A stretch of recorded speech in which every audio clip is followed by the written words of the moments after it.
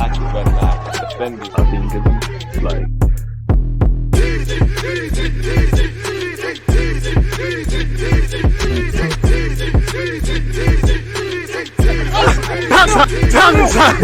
People deluded, I'm back again. Come on, Ian, man. Come on. Thank you very much for that, Ian. Right, I can take it from here. People deluded, I'm back again. Appreciative of all of you lot tuned in. Please make sure you're subscribing, you're hitting the like button. Most importantly, you're staying safe and healthy. On that note, I hope you and your loved ones have had a great week. You know, moved that much closer to your goals, hopes, dreams, ambitions, and aspirations. Hope you lot are in good health. As usual, appreciative of all the support. As I was just alluding to, make sure you're hitting the like button, you're commenting, you're subscribing. Every one of these things boosts the YouTube algorithm and gets the DG Nation pushing and going. You know, appreciative to you. Look, we've just got over the 50k barrier mark. You know, again, probably won't do it for a while, but 100k or more, the promised land. As usual, Arsenal are not in action where football is concerned, so we might as well look at the latest news. Obviously, the dream is free, the hustle is sold separately. If you look at a lot of these rumors, you know, Jude Bellingham, Declan Rice, you know, we've spoken about a lot of talents that people would like at Arsenal Football Club, and we've been linked with Bennacer, Joao Felix, you know, the Tielemans and Mudryk stuff is still in the background. And by the time I finish this video and look at other Arsenal news, there'll probably be something more. So enough waffling, let's get into it.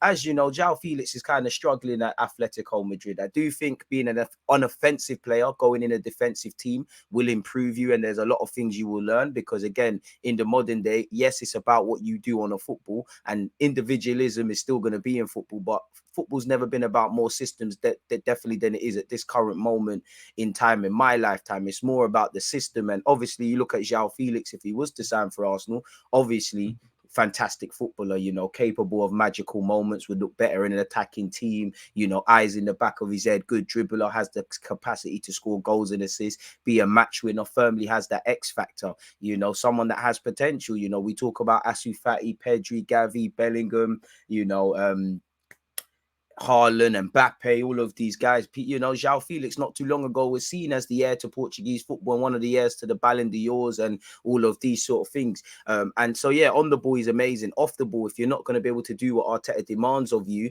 then it's going to be a myth. And obviously, pressing, intensity, defensive work. Obviously, you'd want him to score goals and assists, but that would help him at Arsenal. And I'd love the signing. As I keep saying, the dream is free, the hustle is sold separately. Whether we're able to put the money down to obtain Joao Felix is a completely different story, and we've been linked with him a number of times. I think his agent is George Mendes, who obviously helped us bring Fabio Vieira in. Obviously, George Mendes has got his client Cristiano Ronaldo out of the contract at Man United and probably needs to confirm his new club. But allegedly, you know, Atletico Madrid and Joao Felix want to part ways, really and truly. This is something we've been linked with on a couple of occasions. Whether I believe it is another thing, you lot the same. But apparently, Atletico Madrid forward is asked to leave in January, and he's drawing interest from Chelsea and Manchester United people, as well as Arsenal, who hasn't been named in this article. But according to reports, Joao Felix has asked Atletico Madrid to sanction an exit in the upcoming January window. Did they not reject 80 million from Bayern Munich in the summer? So how much money you need, I don't know. Apparently, he's on the radars of Manchester United. If Manchester United were to bag him, and I believe Cody Gakpo, then, you know, they're kind of stocked for the future. Bayern Munich tried to get him. PSG have a lot of Portuguese players, and I'm sure he would do quite well there with Kylian Mbappe, 2 stars of the future.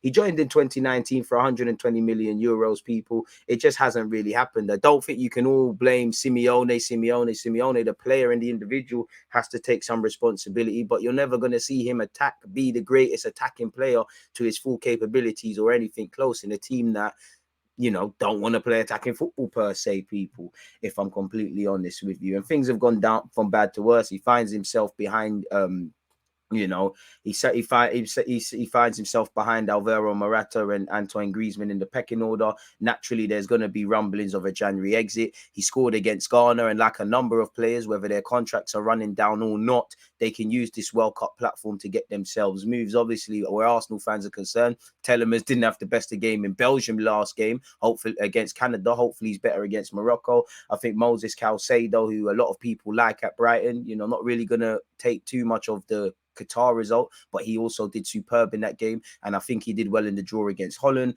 Milinkovic-Savic was all right. Nothing of standout against Brazil. And there's probably a couple of other targets I'm missing. You know, I think Jude Bellingham and Saka showed their age in the game against America after a blistering start to World Cup life against Iran. So there's going to be a lot of rumblings. Obviously, Cody Gakpo has got 2 in 2, kind of went anonymous after scoring a wonderful goal against for Holland against Ecuador. But I mean, there's a lot to like about Cody Gakpo, really. But it is well, it is, people. So rumblings about a January exit have been doing their rounds for a while now. And as per the report, Felix has now asked the club to sanction an exit in the winter and has informed his agent, George Mendes, to find him a new team. It's further claimed that Atletico Madrid, who were insistent that Felix remains a key part of their plans, are now working on facilitating an exit for the 23-year-old prestigious, I can't say that word, I never can, forward, people. Apparently, he doesn't see eye to eye with Diego Simeone, and they've got a strained relationship.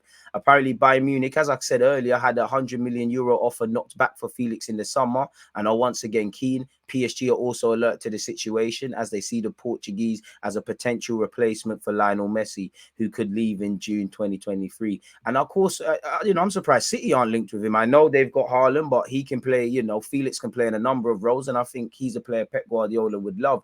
Chelsea are going to be linked with everyone. They were linked with Ronaldo, they've been linked with De Jong. Joao Felix could be a marquee signing for them. And at 23 years of age, he's got age on his side. Atletico Madrid need to generate in excess of 60 million to balance their books, and the 23-year-old sale could be key to that. Now, it's not just him. There's rumors Thomas Lemar could leave. There's also rumors of previous Arsenal man that we've been linked with, Udinese's former player Rodrigo de Paul, who I'd still be keen on. Not that he's done anything of note since he's joined Atletico. These are a couple of players, and there's probably a couple of others that have been linked with moves away. As you lot know, January is a techie time to do business, so it's subjective as to whether Arsenal go back in for Joao Felix or he goes elsewhere. Big up Darren, Arsenal one. He's an Arsenal shareholder. I mean, minority shareholder. He's a fan.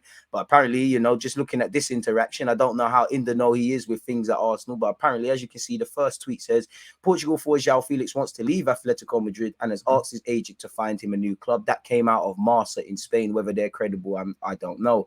Darren replied to that and said, Arsenal tried twice to get him on loan with a view to a transfer, and he said the ship sailed now, don't think we'll go in for him now. I mean, if we've tried twice, there might not be enough encouragement from Joao Felix's side, or maybe there's all the encouragement in the world from him, but it's not a feasible deal where Arsenal and Atletico are in their valuations of the player and ultimately the deal. So, whatever you lot want to read into that, read what you need to read into that, people. So it is what it is. Apparently 120k a week star has his heart set on a move to Arsenal. This is Yuri Tielemans. Ben Jacobs has said Newcastle are very much not the front runners for Mudryk, who has got his heart set on Arsenal, a bit like Tielemans has got his heart set on Arsenal. I mean, again, Tielemans is probably more realistic than Mudryk because his deal's running down. Mudryk's done all he can, several interviews. Arsenal clearly have admiration. Whether we're able to get over the line and agree a deal in January or the summer is another thing. His price tag's gone up from the summer where it was reported 40 to 45 million, and it's gone up since then and will keep going up, people. But if they've got their heart set on a move to Arsenal, there must be a level of encouragement indirectly Arsenal have told him or his advisors. Again, the key part is agreeing a deal, a structure of a deal with, if you were to go for Tielemans in Leicester, but focusing a bit more on Shakhtar and Mudryk in January or beyond that. Both would be good signings and bring to the table. I don't think Ben Jacobs has said anything groundbreaking there necessarily, people. But once again, journalist says Mudryk and Tielemans both have their hearts set on a move to Arsenal. So hopefully these two, in addition to Danilo and whoever, we can get these moves done and get players confirmed, people. Has he said anything else? Newcastle are very much not the front runners for Mudryk, who has got his heart set on Arsenal, a bit like Tielemans has got his heart set on Arsenal. But with both Tielemans and Mudryk, Arsenal simply haven't bid at this point. So again, until bids are placed and are accepted, there's a long way to go. But, we need to be a bit patient in that regard. There's a lot of moving parts where transfers are concerned. Tielemans is 25 years of age, kind of fits in with what Zinchenko, Odegaard, Jesus are at. And in terms of the wider sort of emerging talent, the 21-year-old Shakhtar, the next player, and Ukrainian international Mudryk fits in for a variety of reasons, really. So why not bring them to the carpet? But once again, if that happens is another thing. Bring back Yunus Musa, I say, after a great performance against England. And, you know, again, Arsenal tried to keep him. He wanted to leave and go to Valencia for first team football quicker. And his move was vindicated because he's now playing for America at first team level when he's playing La Liga. Even when he was playing for Valencia's B team, you know, the B team are playing against more seasoned professionals than he would have for under 18s and 21. Some are going to slip through the cracks. And Arsenal fans are always going to cry about players leaving. But I do, you know, Okafor, Amici, Jeffrey Adelaide, these got Marlon's made himself a relative household name, but players haven't really gone off and done anything. I do believe Bennacer, who we're going to get onto, Gnabry and Yunus Musa should all still be at Arsenal, or should have at least given more, been involved at the club more before they departed ways. But it is what it is. So that's in relation to Mudryk, Tielemans, Joao Felix, and whoever. Google Translate's going to have to help me out, people. Bit silly season. Speaking of Bennacer, we'd all love Bennacer, but this has said we're willing to exchange Thomas Partey and money for AC Milan's Bennacer, who apparently a few weeks ago was rumoured to sign a new deal. He would fit our system like a glove. We should have never let him go, but he's another one that wanted first team football quicker than he would have got, and the move's backed up. He's, you know, playing for AC Milan, a prestigious club, won the Scudetto, previously played in the Champions League, you know, doing what he needs to do, really. And he's had a great time over in Italy. He's played for Empoli, he's played for AC Milan. I'm probably missing out one more Italian team. But apparently Arsenal want Bennacer back, super offer. An extension that is slow to arrive, as we just mentioned, his contract. The one between Milan and Bennacer, it has been going on for several weeks. The former Empoli man, I think it says, has a contract expiring in June 2024. The longer that goes on, the more encouragement, because they might have to sell him in the summer, really. And we've been linked with AC Milan's rivals, Inter Milan, Skriniar as well. And in the plans of the Italian champions, there is categorically the permanence of Bennacer also for next season. And whoever seems willing to come forward and try and snatch the midfielder away from Milan is Arsenal, a club for which the Algerian has already played and to which they hope from London he could return in June. And the proposal of the Gunners led by Arteta would be really tempting. 20 million plus the price tag of Thomas Partey would effectively take Bennacer's place in Pauli's tactical chessboard next to Tonali. A proposed offer worth 55 million in total, which however would not seem to be enough for the devil to accept Bennacer's return to London. Maldini's idea is clear. Bennacer won't move for less than 60 million euros in cash, a categorical no, which therefore should let Paulinho sleep peacefully. So, I mean, you know, you've got more chance of giving them Lokonga. I mean, 55 million, you might as well give them that full stop, really and truly, or try and negotiate. If anything, it's Lokonga, El Nene. I mean, Cedric's a good right back if they want to take him. He's played in Italy before, but I don't think it would make sense, you know, effectively handing him for free for a player we spent 45 million for, and for a player that, while Bennacer can play as a 6, we need two options that can play as a 6, excluding El Nene and what we can see from Lokonga going forward. Put the money down or it's a myth. And as usual, as I always say, I'm very pessimistic on any rumours that link us with players out of Italy. We've been taken around the houses in several talents, you know, milinkovic-savic, Xhaka's moved to Roma, Zanolio, Vlahovic, Locatelli, and I'm probably missing out a couple people. And who knows? This article links to Bennacer from Arsenal or any other clubs. With it being contract stuff going on, they could be using that to leverage, you know, sorting out a new deal. It all depends on what Bennacer wants. But if you could get him at the carpet, I would be all up for that, people. But it just seems like paper talk. Juventus apparently want to sign Tomiyasu, who's obviously played in Italy, people. I mean, we struck gold with Tomiyasu. Competent as a right back, a left back, a centre back. You know, I think in a few years to come, he'll play a lot more at centre back for Arsenal. And in a nice way, you know, this is what you call a utility man. One thing I have liked with Arsenal in the last 18 months, Ben White, Zinchenko, Tomiyasu, you know, guys that can clearly play. You know, Ben White might be a centre-back long-term, but can play right-back or vice versa. Tomiyasu can play his role and many others. Zinchenko's a centre-mid by trade, able to play left-back. There's probably a couple of other exceptions. Jesus forcing it can play out wide. I'm more for these guys that can play their role and more showing versatility. In previous years, we've had players that struggle to play their own role, let alone playing in other positions. And at 24 years of age, the only criticism you've got with Tomiyasu is sometimes he's been injured. We'd be stupid to let him go. We'd make a handsome profit. Couldn't begrudge him for wanting to move back to Italy and the way of life there and sign for a massive club in Juventus. I mean, if they give us a profit and we can find the next Tomiyasu, then why not? But that's all a myth, people. Apparently, next summer, it's believed that the versatile defender who has been used on the left would cost Juventus a fee of 26 million. I mean, myth. Tomiyasu is part of the blueprint of this football club. He's going to help us. He shows why you need a squad. If you let him go and you make a profit, fair enough. But I think we'd be very idiotic, Arsenal. If a player wants to go and he's forced your hand, fair play. But he's just signed for the club, and we haven't really got, the best is yet to come. And collectively, we haven't really seen the benefits from Tomiyasu and anyone else we're bringing in or have signed for this football club. I mean, Juventus clearly like our players. They've been linked with Gabriel. They've been linked with Gabriel Martinelli and now Tomiyasu. And I'm sure they were linked with Lokonga once upon a time. But Juventus are considering a shock move to sign him. They could do a lot worse, I wouldn't want to sell him, unless you can find the next Tomiyasu that can bring to the table what he brings to the table. Then fair enough, players are replaceable. But I don't think it makes sense. We haven't plugged all the holes in our club. And, football is a squad game. Tomiyasu is quality for us. He has spent a long time on the injury table. And that's one reason I do like the adaptability or other players stepping up to the table in his absence. But if any fullback's got to leave, it's my man Cedric, blood. Like, what do you think this is really? Tomiyasu's a quality player, man, and his price tag is going to go up the more he plays for Arsenal. So I don't think it makes sense to me. We've been linked with Noah Okafor once again, as has Arsenal and Liverpool, as well as Nice people. The young 22-year-old attacker who can play up front. I mean, he's better than Eddie Nketiah at this moment in time, respectfully, so I'd be for it. But I think this one there is a bit of paper talk, if I'm honest. Once again, Napoli, apparently they're letting Lokonga leave. Apparently Carlo Ancelotti wants him at Real Madrid, and apparently Napoli want Lokonga. I mean, that's great, but it is what it is. Pardon me. If you can give us this K guy, I can't say his name, the Georgian international, then fair enough. Apparently, as you can see, Napoli have been linked with Lokonga. I mean, Lokonga's been linked with a number of clubs, clearly, because, it's been a tough and testing period in his start to life for Arsenal Football Club. So that's probably where them rumours there come from. So if you believe that, fair enough, people. If they give us top money and we can get our 20 million euros plus a sell-on clause, Lokonga might go and show the quality that got him identified by Arsenal scouting staff in Napoli and ultimately do well. But if we can make profit and keep going, why not?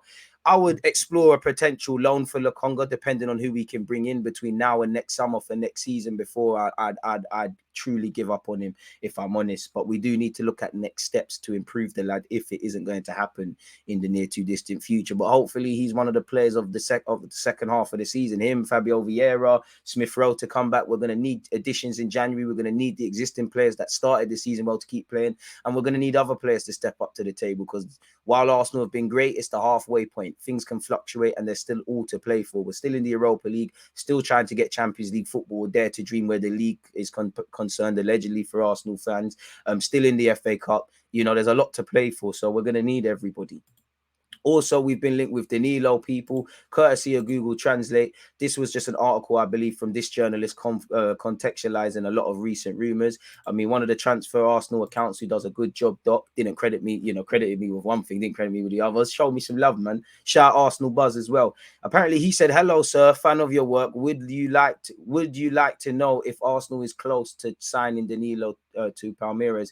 Google Translate has done him a bit dirty. He's replied to that, "Ongoing talks, let's see what happens." And apparently there's an imminent bid next week for Danilo from Arsenal to Palmeiras. So we're going to have to see how that one develops, really and truly, people.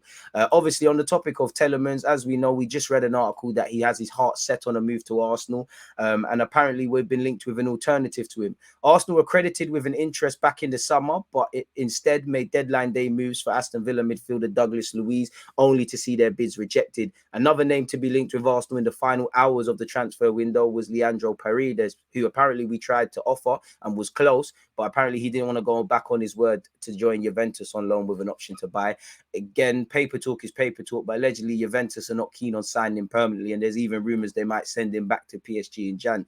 That could be an opportunity to explore him. Rodrigo De Paul, January's a reactive market anyways. In an ideal world, no manager wants to sign players in January because your squad wouldn't have any injuries. They'd be of a certain standard and every player would be happy. You look at De Paul, you look at Joao Felix, for example, they're linked with moves because it's not working out for them, and plenty of others, really. There are obviously a couple of exceptions to the rule. So who knows, people? If we can exploit that, why not? He started just 3 games under Allegri and is falling down the pecking order, people. The reports come after it was suggested that City are continuing to push for Tielemans to sign a new deal with the club. It said that there's a belief that City won't lose the player for nothing when the summer transfer window comes around. So sell him in January to us, really. So Paredes has been linked as a potential alternative. So yeah, we've been linked with Paredes, Bennacer, Noah Okafor, Bennacer. We've spoken about Joao Felix and things like that. Tomiyasu's been linked with Juventus. Lokonga's been linked with Napoli. Again, any other talking points, rumors and stuff like that, I'll be reactive to it and get the videos out there for you lot. But in relation to that transfer news, there's nothing more to say. First things first, appreciate you lot for persisting with my content and actually for listening. If you've got any opinions, please comment them when this premieres. Please comment them at the end of the video. Please make sure you're liking, subscribing, turning on your notifications, checking out my channel lists on my channel, playlists on my channel, so you don't miss any of the vids. Most importantly, stay blessed, stay safe, stay in good health, and I'll see you lot soon. Appreciative of all the support once again. One love, folks. Always use that active red light, defending.